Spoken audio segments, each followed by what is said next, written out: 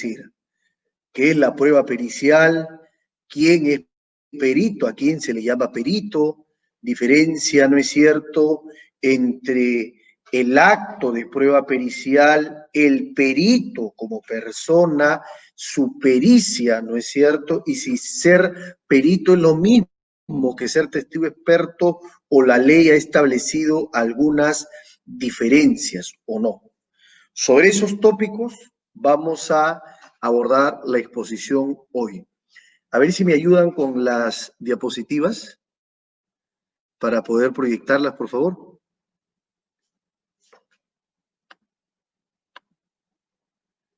Y me avisan si se logra ver, por favor. Me interesa que conforme vaya exponiendo puedan tener a la vista las diapositivas.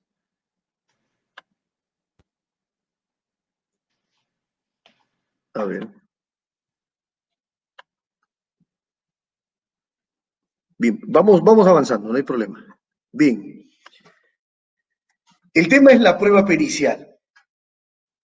Empecemos entonces por definir qué se entiende por prueba pericial. Sabemos que cuando hablamos de prueba, la prueba es un concepto, es una expresión polisémica que tiene diversas acepciones. Entonces, por prueba podemos entender el dato o el conocimiento que se forma el juez sobre lo que se ha presentado en el juicio. Eso es prueba. Prueba también es las declaraciones, los documentos, los elementos materiales que tiene a la vista el juez. Eso también es prueba. Prueba también se entiende, ¿no es cierto?, toda la actividad que recorre un elemento de conocimiento desde que es descubierto hasta que es incorporado para poder ser valorado por los jueces. Entonces, por prueba se puede entender diversas acepciones. Lo importante es que nosotros asumamos cuál es el concepto de prueba pericial. Y vamos a decir que cuando hablamos de prueba pericial, estamos hablando, ojo, de una actividad procesal. Una actividad procesal realizada, ¿no es cierto?, por unos sujetos que tienen condición especial. Subrayo esto. Los sujetos que realizan esa actividad procesal tienen una condición especial. ¿Y por qué? Porque poseen conocimientos especializados, porque poseen una experiencia en un determinado campo del saber. Puede que se trate de una persona que tiene conocimientos científicos, técnicos, artísticos, o tiene una comprobada y cierta experiencia en determinado campo humano del saber y en consecuencia, ¿no es cierto?, a esas personas, esos sujetos con condición especial van a llevar adelante la prueba pericial. En la práctica muchas veces acontece que un caso puede presentar diversos hechos que para poder ser explicados, que para poder ser valorados, para poder ser analizados, requieren de un conocimiento especializado que le es ajeno a los jueces. Ese dicho de que el juez es perito de peritos es un dicho que ha quedado en el pasado. Es un tiempo pretérito que ya pasó y al que ya no se vuelve. En realidad, el juez necesita, en algunos casos, para poder aprender el dato o conocer el hecho, necesita de la asistencia de un experto. El experto va a ser el que va a explicar con su conocimiento especializado o su experiencia determinados hechos, cosas o fenómenos. Por ejemplo, si es que la imputación es de un delito de falsificación documental, que se ha falsificado la firma en un documento, entonces se necesitará del conocimiento de un sujeto que diga si es que esa firma le corresponde al puño gráfico del investigado o no. Eso se llama pericia grafotécnica. Si es que en un delito contra la administración pública, un delito de corrupción, se quiere determinar cuál es el monto en que se ha sobrevalorado una obra, 1 millón, 2, 3 millones, se necesita una pericia valorativa que cuantifique monetaria, pecuniariamente ese perjuicio. Si es que estamos, en cambio, frente a un delito de sangre, una persona dispara a otra para determinar si una persona disparó, ¿no es cierto? Tiene que realizarse una pericia de absorción atómica. Si es que una persona se le encuentra con unas pastillas, esa persona dice, no, esas son pastillas que estamos vendiendo precisamente para poder frenar y luchar contra la COVID-19. Resulta que se realiza una pericia química para determinar qué tienen esas pastillas y se determina que en realidad son pastillas que tienen droga sintética.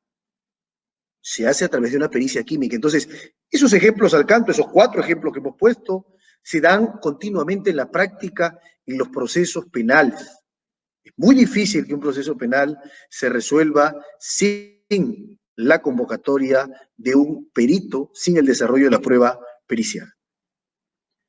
Llegó el momento de preguntarnos ahora, ¿a quién se considera perito? ¿Quién es el llamado perito? ¿No es cierto? Perito, correcto, es un sujeto que ostenta, que posee un conocimiento especializado. Es un conocimiento que el común, que el ordinario de gentes no tiene. Ese conocimiento puede ser un conocimiento de naturaleza científica, un conocimiento de naturaleza técnica, un conocimiento de carácter artístico, o puede que no tenga un conocimiento por su formación, por sus estudios, por su especialización, pero lo tiene porque durante su vida, durante el trasiego y el recorrido de su vida, ha acumulado cierta experiencia en ese campo del saber. Que es lo que dice la ley procesal, el artículo 172, numeral 1, es bastante elocuente, dice: se convoca al juicio al perito, ¿para qué? Para brindar al fiscal o al juez oportunamente, y a la defensa también, si es perito de parte, una mejor explicación y comprensión de un hecho que hace con el objeto de prueba. Distingamos ahora 2 sujetos. No es lo mismo el perito que el testigo experto. Adelantemos ya esa diferencia. No es lo mismo. No hablamos de lo mismo cuando hablamos de perito que cuando hablamos de testigo experto. ¿Quién es el perito? Ya hemos explicado, ¿no es cierto? El perito es el sujeto que posee un conocimiento especializado, una experiencia determinada, solvente, acreditada sobre un campo de la ciencia, arte o técnica. Utiliza sus conocimientos, sus aptitudes, ¿no es cierto?, sus destrezas especiales para poder informar al juez sobre determinados datos, para hacer que el juez comprenda o pueda tener claro un hecho, fenómeno o cosa. ¿Correcto? Ese es el perito. Sin embargo, ¿quién es el testigo experto? El testigo experto es un testigo, para empezar, es decir, una persona ajena al hecho, que ha conocido el hecho objeto de prueba a través de sus sentidos. Escuchó, vio, palpó, olió, ¿no es cierto? A través de sus sentidos, ese testigo ha conocido de un hecho. Al testigo no lo convocan, al perito sí. Al perito se le llama al proceso. Testigo no, el testigo hace parte del proceso porque precisamente ha observado el hecho objeto de prueba. Pero ¿cuál es lo peculiar? Es lo que establece el artículo 172, numeral 3 del Código. Lo peculiar es que ¿a quién se le llama testigo experto? Testigo técnico, dice la norma, ¿no? Se le llama testigo experto aquel testigo que utiliza sus conocimientos especializados para explicar el hecho objeto de prueba que ha conocido. O sea, en otras palabras, es un testigo, sí, es un testigo como cualquier otro. ¿Qué lo diferencia? Lo diferencia que tiene conocimientos especializados, en consecuencia la ley dice, podrá, ¿no es cierto?, utilizar sus conocimientos especializados para explicar el hecho que ha conocido a través de sus sentidos. ¿Qué dice la ley también? Dice que no rigen las reglas de la prueba pericial. ¿correcto? Eso es lo que dice. Es decir, el testigo experto no podría formular una opinión, no podría formular conceptos, porque se trata de un testigo que conoció espontáneamente el hecho, pero para informar ese hecho que conoció, utiliza su conocimiento especializado. Vamos ahora a la distinción, a las diferencias que existen entre perito, pericia, peritación y peritaje. El perito es el órgano de prueba, ¿correcto? Es decir, la persona, el sujeto que tiene un conocimiento técnico científico en la experiencia determinada sobre ciencia, arte o técnica.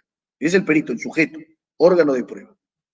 La pericia es el medio de prueba, aunque se entiende también que la pericia es la capacidad, la experticia que tiene ese sujeto. La peritación es el procedimiento empleado por el perito para peritar. Dicho de otra manera, es el método que utiliza, son los instrumentos que utiliza, eso se llama peritación. Finalmente, el peritaje es la operación que realiza el perito, el experto, que se traduce en determinado análisis de puntos concretos. El Código Procesal Penal peruano, a su vez, recoge, fíjense, dos tipos de peritos, dependiendo de quién lo proponga, de quién lo convoque, de quién lo traiga al proceso penal. Puede tratarse el perito oficial, puede tratarse el perito de parte. Son las dos clases, los dos tipos de peritos que regula la Ley Procesal Penal peruana. ¿Quién es perito oficial o perito de oficio? Se llama así al experto, al perito, que es designado por el juez o el fiscal. ¿Sí? ¿Quién es perito de parte? Se le llama así al perito que es designado por la defensa técnica del acusado, procesado, encartado o imputado, por la defensa técnica del agraviado o la víctima, del actor civil. Perito de parte. Bien.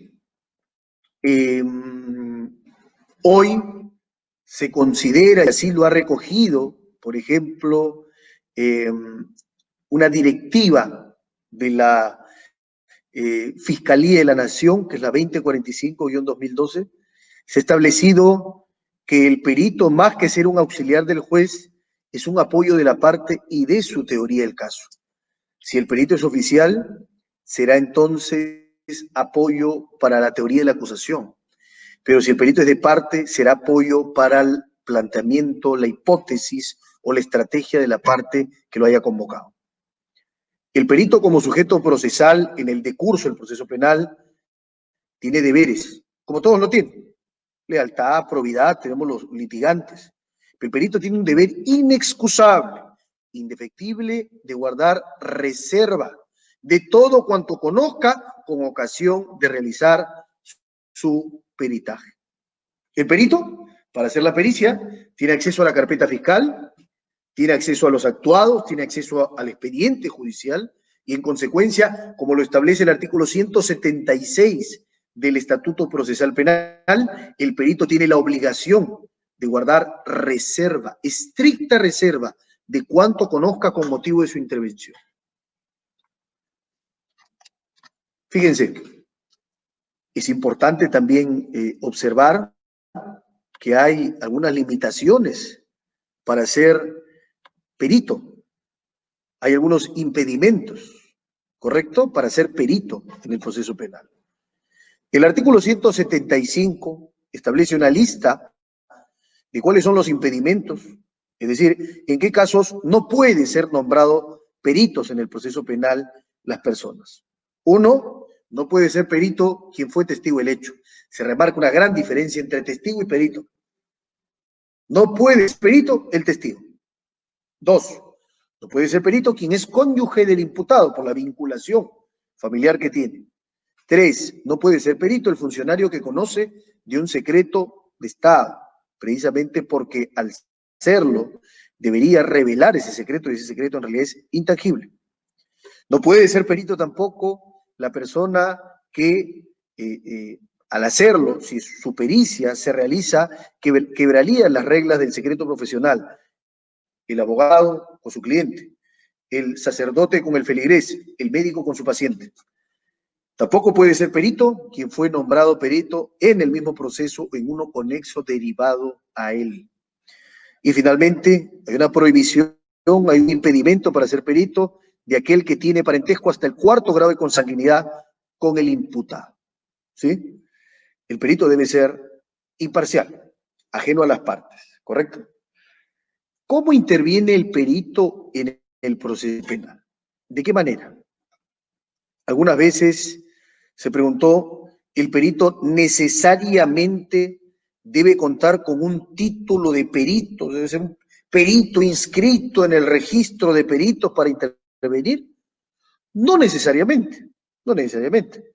Habrá casos, por ejemplo, en donde se es perito no por el conocimiento que lo respalda, sino por la experiencia cualificada, por haber acumulado un acervo de experiencia de muchos años en el tiempo. Y eso es lo que lo califica como perito. En ese caso no se necesita título. En todo caso, lo que se necesita demostrar es experticia, conocimiento especializado en la materia que va a peritar.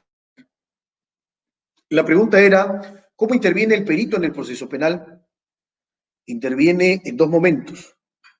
Primero, el perito debe elaborar un informe pericial que se desarrolla durante la investigación preparatoria y el acto de prueba, conforme al artículo 325 del Código Procesal Penal, todo lo que se haga en la investigación sirve para dictar resoluciones de la investigación y la etapa intermedia y no más. En cambio, lo que se desarrolla en el juicio son los actos de prueba que sirven como insumos para dictar sentencia. Entonces, el informe pericial, ¿no es cierto?, es un acto de investigación. ¿Para qué sirve? Para poder llegar al examen pericial. La prueba es el examen pericial, la declaración del perito en el juicio, sometido a contradictorio, visto en inmediación por el juez y las partes, en publicidad, en concentración. Ese perito declarará a viva voz. Ese perito señalará verbalmente, tendrá que demostrar primero que es perito, que es experto, y segundo, qué perito, que se le encargó peritar, cuáles fueron las conclusiones a las que arribó. Cuando hablamos del informe pericial en la investigación como acto de investigación, el informe pericial es un documento técnico escrito que elabora el perito por encargo de la fiscalía, que va a examinar el perito, va a examinar personas, objetos, lugares, ¿no es cierto? No constituye acto de prueba, sino acto de investigación, conforme el tenor del artículo 325 de la Ley Procesal Penal. Por supuesto, el informe pericial de oficio, oficioso, oficial, tiene que ser trasladado, tiene que ser puesto en conocimiento a la defensa y a las otras partes para que puedan, en garantía del principio de igualdad de armas, puedan observar el peritaje o puedan hasta ofrecer una pericia de parte. ¿Correcto? El informe pericial entonces no es prueba. ¿Tendrá alguna utilidad entonces en el juicio? Sí la tiene. El artículo 378, numeral 6 del Código Adjetivo Penal establece que el informe pericial puede ser utilizado para refrescarle la memoria al perito en juicio o para evidenciar una contradicción. Dicho de otra manera, el 378.6 del Código Procesal Penal es bastante claro. Es decir, si el testigo perito, si el perito declara que no se acuerda de un hecho, se le trae el informe pericial para refrescarle la memoria, para hacerle acordar. Se dispondrá lo mismo si es que surge o aparece una contradicción que no se puede superar de otra manera. Para evidenciar contradicción también se puede, ¿no es cierto?, utilizar esa pericia o ese informe pericial escrito. ¿Cuáles son los requisitos del informe pericial? El artículo 178, numeral 1 del Código Procesal Penal establece que el informe pericial, hora de oficio, hora de parte, tiene que contener los siguientes requerimientos. 1, detallar nombre, apellido, domicilio, DNI, número de registro profesional de colegiación del perito. 2, la descripción de la situación o estado de hechos sobre los que se hizo el peritaje. ¿Qué se peritó? ¿Una persona? Ah, es un examen biológico. Es un examen sobre cadáver. ¿Qué se peritó? O se peritó una cosa. O se peritó una escena. ¿Qué se peritó? Hay que identificar entonces cuál es la situación o estado de hechos sobre los que recae el peritaje. 3. La motivación o fundamentación del examen técnico. Es decir, el por qué es necesaria la pericia. 4. La exposición detallada de lo que se ha comprobado con relación al encargo, es decir, conforme el objeto pericial que se encontró, cuáles fueron los hallazgos. 5. La indicación de los criterios científicos, técnicos, médicos, reglas que sirvieron para hacer el examen, tienen que estar detalladas. 6. Hay una prohibición expresa, ojo con esto. Los peritos están impedidos, están vedados de realizar, de formular, de expresar juicios sobre la responsabilidad o irresponsabilidad penal del imputado en relación con el hecho delictuoso. Entonces, no puede un perito, por ejemplo, establecer que esa sobrevaloración ha sido causada por el gerente de transportes, ha sido causada por el alcalde de la municipalidad o los miembros del comité tienen responsabilidad. No puede hacer eso. Primero, porque sería subjetivo y pierde objetividad el perito. Y segundo, porque hay una prohibición expresa en la ley. No puede realizar juicios de valor y de responsabilidad penal sobre el imputado. Debe finalmente contener fecha, sello y firma para acreditar la pericia y las conclusiones. Objeto que se va a peritar, método, cómo se peritó, qué técnicas se utilizaron y finalmente las conclusiones del perito hacen las tres grandes partes del perito, del peritaje. Repito, objeto, método, conclusiones. Requisitos adicionales para la pericia de parte. La pericia de parte contendrá además un análisis crítico, o sea, además de hacer una pericia de parte, tiene que haber un cuestionamiento, observaciones al informe pericial oficial. El informe pericial, como regla general, es único. Sin embargo, si es que entre los peritos oficiales discrepan, cada uno puede presentar su propio informe pericial y tendrá que sustentarlo en el juicio. Ese informe pericial escrito, que es acto de investigación, se puede observar, se puede controlar, se puede contradecir, ¿correcto? Y se contradice, se formula observaciones dentro de los 5 días hábiles que se notifica el contenido del informe pericial. ¿Qué puede pasar? Puede pasar, ¿no es cierto?, de que el perito absuelva las observaciones y se satisfacen los puntos. Puede pasar que no sea así, que resulte siendo insuficiente ese peritaje a raíz de las observaciones y entonces la fiscalía ordene que el perito lo amplíe o hasta que otro perito realice una nueva pericia. Decíamos finalmente que la prueba es, que quede claro esto por favor, la prueba no es el informe pericial. La prueba no es el documento. La prueba es la declaración a viva voz del perito en el juicio, en el plenario, sometido al interrogatorio de la parte que lo propuso, sometido al contrainterrogatorio, al interrogatorio directo y al contrainterrogatorio, al examen directo y al contraexamen. Entonces, sobre el peritaje, ¿no es cierto?, sobre el perito, lo primero que debe hacer la parte que lo ofreció es acreditarlo, establecer su experticia o su experiencia, dependiendo qué tipo de pericia sea en el campo del saber que se va a pronunciar. Luego hay que establecer cuál fue el objeto de la pericia, si es que nos interesa, correcto, hacer un interrogatorio o si estamos haciendo un interrogatorio directo en nuestro perito, nosotros lo ofrecimos. ¿Qué se le encargó peritar? ¿Cuál fue el objeto de su peritaje? Y luego preguntaremos sobre el procedimiento que ha empleado, sobre los métodos utilizados, si son métodos científicos conforme a las reglas Dauber, que sostuvo la Corte Suprema de Estados Unidos y que recogió la Corte Suprema peruana. En este famoso caso de Walter Oyarz, recogió la doctrina Dauber de la Corte Suprema. Hay que establecer, ¿no es cierto?, si ese método científico tiene respaldo en la comunidad científica, si es que tiene un método autenticado, soportado, justificado para poder peritar y finalmente las conclusiones, ¿no es cierto? Preguntar sobre las conclusiones. Luego del interrogatorio directo vendrá el contrainterrogatorio que buscará o bien obtener información a favor de su propia teoría o bien cuestionar la credibilidad del perito o bien cuestionar el propio peritaje o bien cuestionar el procedimiento. Por ejemplo, se podrá cuestionar a un perito si es que he hecho un examen, ¿no es cierto?, sobre una obra, un acueducto, y resulta que ha ido solo una vez durante espacio de 15 minutos. El perito de parte ha ido 5 veces a la zona, se ha quedado 2 horas cada vez, en total ha hecho 10 horas. El perito oficial solo hizo 15 minutos, tomó una foto y se fue.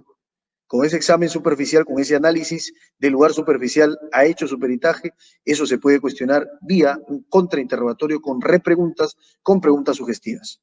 Ojo, reglas especiales para el perito y el acusado excepcionalmente pueden consultar documentos, notas escritas y publicaciones, lo que no significa que el perito puede contestar leyendo esos documentos, notas escritas o publicaciones. Puede apoyarse, puede revisarlo y luego contesta libremente sin los documentos, notas escritas o publicaciones. Si lo hace, eso será materia de una objeción por la otra parte. Puede haber, fíjense, puede haber, cosa que, por ejemplo, este es un aspecto que no regulaba el Código de Procedimientos Penales del 40 y había un déficit ahí, había una deficiencia.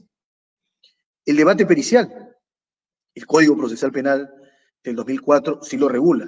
Hay debate pericial, concretamente puede darse entre peritos oficiales que han discrepado, que han presentado conclusiones diferentes, o, que es lo que pasa normalmente, hay un debate pericial entre el perito oficial y el perito de parte. Los americanos llaman a esto la lucha de titanes, los titanes por sus conocimientos, por supuesto. Dicho esto,